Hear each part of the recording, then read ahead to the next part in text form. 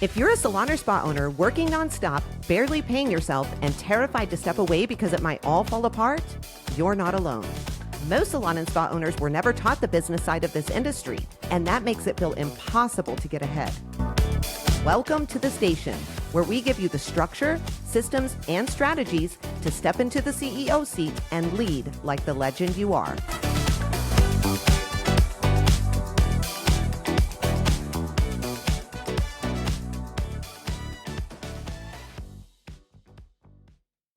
If you're the only one in your business who knows how to fix a client issue, run a training, or make a big decision, you, my friend, are on borrowed time. The longer your whole team depends on you to keep things moving, the more likely you are to burn out, stall growth, and honestly, lose good people. Today, we're talking about the shift from doing it all yourself to building leaders inside your team, and the kind who take real ownership, protect your culture, and keep your salon or spa running even when you're not there. Hey friends, welcome back to the station, the podcast for salon and spa owners who are tired of being the only one leading, coaching, and solving every problem, and finally ready to build a team that grows with them, not just under them.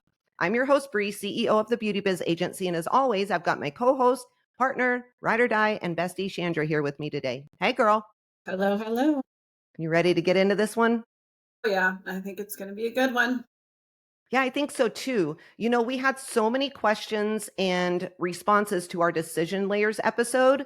So I think having another conversation about it would be good, but maybe going into the leadership side of things, especially for those that are out there that have been wondering how to actually build that leadership role and tier into their team so that they don't have to be there to steer the dang ship all the time. The truth is, you can't grow if everything and everyone around you is dependent upon you. Like you can't. There is no way to do it. And one of the best ways to create long-term loyalty, this is a piece that people miss all the time, and honestly, to scale your business with ease is by building these types of internal leadership roles and clear career paths for each and every person on your team. So we need to talk about how that happens in your studio. How do you choose the right person to own it? How do you give them clarity, authority, and accountability in order to make it work so that you can actually focus on the areas that you're supposed to be focusing on in the owner's apex that we talked about last week? Before we get into that too deep, I want to talk about one of our BBA members. When we first met her, she was doing it all: training, ordering, social media, every client complaint, constant check-ins with her team. I mean, everything. She wanted help, but she didn't know how to structure it without losing control or without blowing up the business. And this is something that a lot of people are really, really scared of. So here's what we did. We defined 3 leadership roles based on her team's strengths. And then we set clear goals, accountability, and perks for that. We tied every leadership responsibility to profit or productivity. Fast forward to now, she has someone running retail promos and inventory. She's got someone owning the guest experience from front desk training to follow-ups. And she has a team educator running monthly skills training and onboarding. Her salon is running so much smoother. She is not leading every single thing anymore. And her team feels really, really invested. They don't just feel employed. They feel like they are completely bought in. That's the best way to put it. She now runs her salon from home pretty much every day except one. And on that day that she's there, she's only there because she chooses to, not because she has to be. Key word, chooses. Chandra, what has stood out to you the most when you watch our BBA members like this shift after we put these roles in place in their business? I mean, I think the biggest thing is their confidence, right? Like they sort of shift into the new role of what they're supposed to do and being more confident in leading the team and leading the business instead of just being stuck in the weeds and putting out all the fires. I think that they definitely start to see the business from a different perspective and really be that true CEO. I think that's a huge shift that they have. And I think they get freedom as well, which I think is always a big aha moment for all of them. Like, wow, this actually works. So I think that's another big one too. Yeah, I agree with that. I think that right there is a major, major difference, right? And what I want people to understand is what this BBA member is experiencing now. It didn't just happen because she got lucky when hiring. A lot of people think that, oh, she just got lucky and got a great team, right? No, it happened because we built the structure in order to make it possible. And I think that's where I want to take us next and talk about next, because most owners we meet, they just aren't there yet. They're not. And it's not because they don't want it. I'm going to be honest, there are a few of them out there that just don't want it, but the majority of them do. They're not there because they haven't made it clear what they actually want their team to be able to lead. That's the biggest missing point. If you haven't ever painted that clear picture of what leadership looks like in your salon or what you want it to look like, your team is never going to just magically become leaders. It's not going to happen. Sure, you may have some of those that step up and hold more accountability than others, but leadership starts with clarity. And here's the mindset shift that we want you to take away today. Leadership is not a title. It's not. It is a behavior. It protects your culture, it drives your numbers, and it supports your client experience when you are not in the building. That is what leadership is about. If you are ready to stop micromanaging, if you want your business to actually run without you, not because of you, you have to have that structure that's going to give people the responsibility, the authority, and the accountability to actually lead something. And that does not mean giving the busiest or the best stylist a title. It doesn't. It means defining what actually needs to be owned and finding the person best suited to own it. Chandra, this is a mistake that we see all the time, right? We see salon owners who say, well, she's been with me 5 years, so I'm going to make her my manager. I'm here to tell you, my manager, she was one of the people that I hired last as a stylist. She was one of the youngest people on my team, but she was the right person for the job. How does that look in your studio, Chandra? Yeah, I mean, it's kind of similar. We definitely don't hire based on how long they've been there. It's really based on that skill set. Like, is this person actually the right person for the job that I want to hire them for or have them start doing if they've already been in there? I think for us, like one of the biggest things was getting clear on what that job description is supposed to look like. Like I hired a manager out of the chute the first time and it was a disaster. She almost completely single-handedly imploded my entire team because I just handed her the reins and was like, "Hey, you have management experience. You've been in the industry a long time. Great, you take all these things off my plate." And it was terrible. So going through that kind of a situation, I think made me get clear on what I'm looking for. Like, what are those expectations for this job going to be? What do I need this person to be like? What does their personality need to be like? What does their characteristics need to be like? How do I want them to handle things? And that's kind of what it looks like for us. Like I start looking for those things and putting people into those roles based on, what it seems like they're going to do best. Like I have one who's doing a lot of training in the salon. She's only been with me for like 3 years, but she's very organized, she's very skilled, and she knows how to convey things to other people in a way that they understand it. It's very clear. And she really wanted to go into, training and education. So we're moving her into that role and grooming her into that role. So it's really like about finding those people that figuring out those roles and defining it, and then finding the people that kind of fit into that mold that you're looking for. Yeah, absolutely. Let's kind of talk about how people listening can actually make this happen, because I think you brought up some really, really good points. And for me, I think step one is always identifying the pressure points. Where do problems keep landing, all the time in your business? Is it guest complaints? Is it retail and back part? Is it training? Is it social media? Is it front desk mistake? Where is it at? Those areas that need leadership, right? You need to think about that. Not more of you as the owner, but the areas that need actual leadership from inside of your team. Step number two, I would say, is because we always fall back on this, and I know I just talked about it, but I think we have to say it again. Leadership is earned, not given. Roles are not prizes. They're earned through behavior. They are earned through results. Okay, results. The wrong person in a leadership seat It can set you back further than having no leadership there at all. Chandra just said this. She just said this. And don't make that mistake that we talked about them being there the longest. So they deserve the first shot. I don't care. It doesn't matter. That is how you end up with a title holder who can't or won't lead, who can't or won't take accountability, and who could potentially blow up your business the way Chandra's almost did. Step number 3 is make the pathway visible. Your team has to see the path. They have to understand every expectation and they need to know what is in it for them. I get so tired of salon owners saying, why do I always have to incentivize? Why do I always have to do this? Because it is deserved. Anytime you get a promotion somewhere, and leadership is a promotion, you deserve more. And people that can't, no one can grow into something if they can't see it.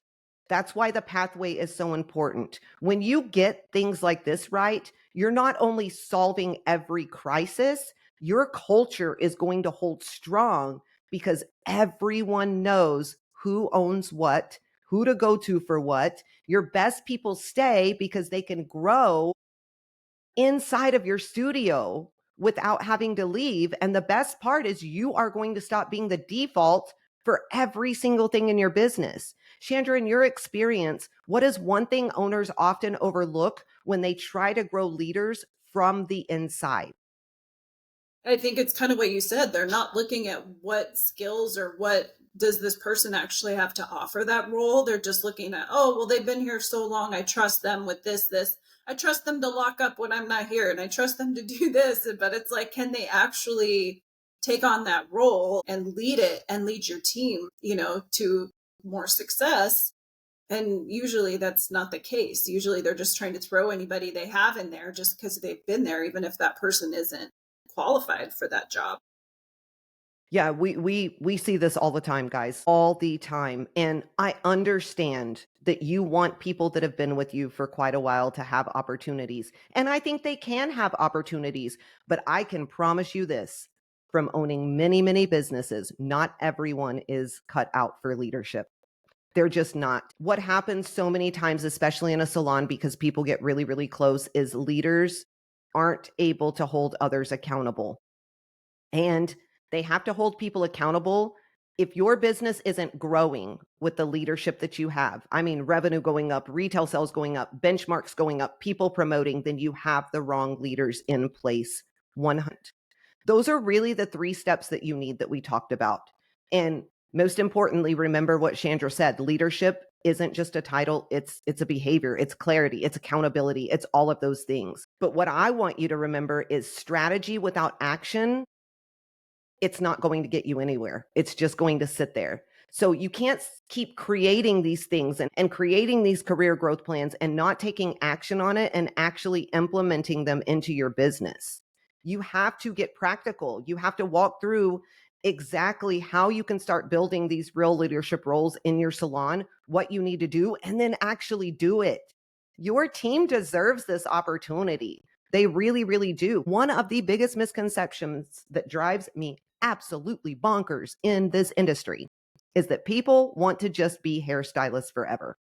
And Chandra and I say this on this podcast all the time. No, they don't.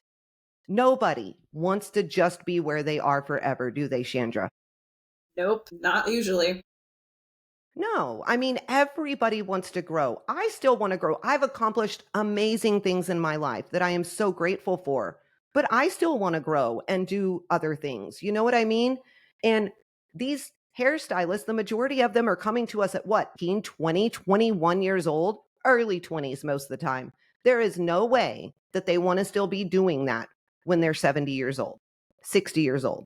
They want more for themselves, and we need to build that. I think in all honesty, the booth and suite rental thing would never have blown up the way that it did if things like this would have been created earlier in almost every commission salon out there. What do you say about that, Chandra? Yeah, I totally agree. I think that's why they move in that direction because they don't feel like there's any other opportunity where they're at. So, yeah. Yeah, because we know they can make just as much money in a commission salon. We've proven it over and over. They absolutely can with way less responsibility. But They want to grow. They get bored. It gets mundane. They want to see something different. All right, let's talk about how you can kind of map this out to create these leadership roles in your salon this week. Number one, map out what actually needs leadership. Grab that sheet of paper, write down every single task that that you keep having to repeat or that keeps coming to your desk or your lap or whatever, and group them into categories, right? Whatever it is it training? Is it front desk? Is it marketing? Is it culture? Is it inventory? Whatever it is, try to group those into categories. You want to pick 2 or 3 areas you know would run better if someone on your team owned them from start to finish. And those are going to be the areas that you start with. Then, exactly what Chandra said, define that role clearly. Write a quick job description. This person is responsible for da da da da da da da. You want to add 3 to 5 weekly or monthly tasks that they are fully responsible for. And then you have to do this, guys. You have to attach at least 1 or 2 KPIs so you can measure if it's actually working. Because if you can't measure it, you don't know if it's working or not. Number 3, spot the right person. Don't just promote your favorite. Look at behavior first. I will stand on that hill until the day that I die. Who shows up? Who helps teammates? Who brings you solutions instead of excuses? That is the first thing that I look for. The first thing. I get so tired of employees bringing me issue after issue after issue with no solution. And this is something that we should all be teaching people. This is something that actually I learned in one of the leadership groups that I went to when I was in coaching. And I actually implemented this with my children, and it has changed their lives. Instead of them just coming to me and nagging or bringing a problem, they now come to me with a solution with that problem all the time, right? And then alleviate the excuses because they're not happening in your studio anymore. You need to make that part of your culture. It's not about who's been there the longest. It's about who is ready to lead by example and who's actually going to follow through. Step number 4, roll it out transparently. So when you start creating this, when you've got it, let your team know that you are building these roles to make the business stronger, not to play favorites, not to do any of that. It is going to help your business grow. Be crystal clear about what is required for them to be able to step into that role. And then ask who's interested. But you have to be willing to say no if it's not the right fit. I think that's the one thing I'll say. Step number 5, tie it to pay, but keep it smart. Offer maybe a small bonus that is tied to real results. In the beginning, Chandra and I find that bonuses are the best way to go about this. You can always swap it later on, but it's really, really important to start out that way. Step number 6, protect the accountability. Set monthly or quarterly check-ins to make sure that they are truly owning their role. If it's not working, this is when you are able to adjust it or maybe just eliminate that role altogether. You want to make sure that you're celebrating the wins, though, as you are going through this, because recognition is fuel for your culture. Step number 7, map out the bigger career path. Show your team where these leadership roles can actually lead. Example, you can go from mentor stylist to team educator to possibly assistant manager. Like there's got to be a map and a way that it happens. We call this our something tree. It just slipped my head, but it's our tree in my studio. You want to make it visible, write it out, post it, review it during one-on-ones, talk about it. This is going to help you and your team and really allow you to build what you want to build so that you no longer have to be tied to your business 24/7. Chandra, when you are talking to so many salon owners inside of our BBA program, what is one mindset shift or habit that they can lean on when they are nervous about letting go of control? Because this is something that we find that holds them back from creating this type of stuff. Yeah, I think the biggest mindset shift is just really understanding and knowing like what are you trying to build? Like go in that direction. Like are you trying to build a company that can self-sustain without you? Are you trying to give freedom back? Because I think it's scary to do these things because you don't really feel like you understand what kind of outcome is actually going to happen, or you feel like you've tried things before, nothing worked, so you've been burned. And so I think a lot of times they just don't have the confidence and they're afraid to take this leap and really start moving in this direction. So I think it's just defining that for yourself and then just start taking the steps to put it in place and have that mindset shift. Like, you can have the business that you wanted to have. You can have that business that you dream about, but it's just going to take a little bit of work. And maybe you got to shift the way you've been doing things before in order to get there. Yeah, 100%. I know I did. I know for a fact that I did, right? All right, guys, we gave you somewhat of a roadmap. You know what real leadership is supposed to look like now, right? And you know kind of how to roll it out without blowing up your business or your payroll. And this is why it's so important to start with that bonus structure tied to KPIs. Because one of the things that Chandra and I do see as we are coaching is that people will almost obliterate their payroll by trying to offer too much for these roles in the beginning. So, like I said earlier, everything has to be tied to something that is going to generate more revenue, more profitability, more growth for your business. And that's going to allow you to pay more and more and more in these leadership roles as you grow. So, before we wrap up, like we always do, let's get to our listener question of the week. Sorry, guys, Chandra's been kind of sick, so I'm trying to talk as much as I can and not make her talk very much. But I do have a quick reminder. If you ever want to ask your questions live and get answers in real time, come join us for BBA Live. We are live on Facebook and YouTube the first Monday of every month at 6 p.m. Central Standard Time. All right, this one came in from Patricia in Colorado, and she writes, how do I know when it's time to bring a front desk person into my studio? Chandra, you want to take this one? Yeah. I mean, I think, it depends on where you're at. Like, which size is your team? Do you guys need that support? Do you need that help? If you feel like your team can't keep up, then it's definitely time to bring in some extra support. I think that's kind of how we started it in one of my salons a while ago, because we were small and we were new and we didn't have the budget to pay a full-time person to work the desk. So we aligned those roles with each team member. And then when it gets to that point where you definitely can't handle it anymore and you're starting to bring in more revenue and everybody's getting busy, then you can usually afford that expense to bring somebody in, maybe part-time in the beginning or full-time if you can afford it, but definitely just gauge what's needed and don't hire a bunch of people if you're not needing that support, because it's just going to cost a lot of money and it may not be worth it at that time. Yeah, I agree. I would do the same thing. First, look at your team size, right? Number one. Second, check your numbers, not just revenue, but profitability. Where you at? What's going on? Third, look at productivity. Are services actually being interrupted? Are stylists missing opportunities because they're trying to manage the front desk? And last, you have to ask yourself if the systems are in place.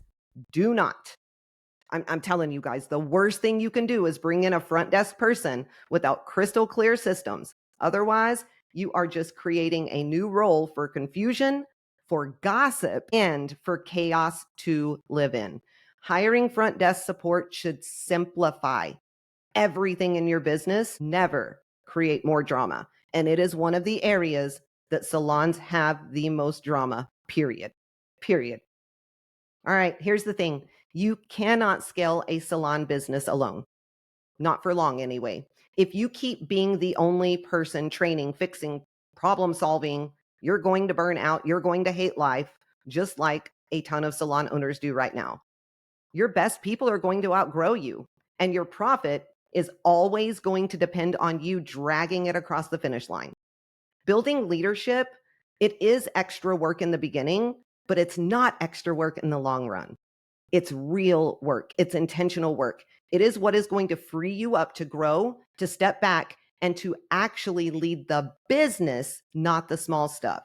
And when you get it right, you are not just going to keep people longer. You are going to grow better people. You're going to protect your culture. You are going to be guarding your profit. You are going to be giving your team a future that is worth staying for.